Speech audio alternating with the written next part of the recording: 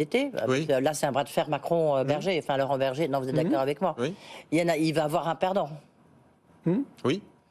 Mais ça peut risquer d'être violent comme conséquence. Oui. Parce Oui. que même si Non, mais c'est Emmanuel Macron qui l'emporte, il sera peut-être très content, c'est le président de la République. Mais si Laurent Berger, la CFDT très affaiblie, ça, on va le payer. Oui, c'est l'un des éléments qui m'amène à penser, même si c'est très difficile de faire de la prévision dans le domaine social, mais qu'en effet, le mouvement sera dur et qui peut durer. Parce qu'avoir tous les syndicats contre soi... Bon, alors on a un précédent, quand Nicolas Sarkozy a fait passer l'âge légal de 60 à 62 ans... Et il n'y avait pas eu des mots aussi durs de la part de la CFDT. Non, mais il n'avait aucun syndicat avec lui, pas même la CFDT. Donc oui, on a quand même un peu le sentiment de faire face un peu toujours au même scénario. Moi, je ne suis pas tout à fait d'accord avec vous, parce que Laurent Berger a pris le risque, dès le départ, de s'opposer à cette réforme en disant clairement, ça sera sans nous.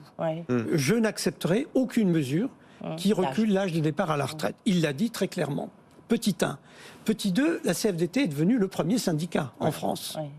Et donc, un premier syndicat qui s'oppose dès le départ et qui, dans le combat, montre sa détermination, eh ben, ça montre que la CFDT devient le premier syndicat qui sait se battre pour la défense des travailleurs. Non, mais ça fait rien.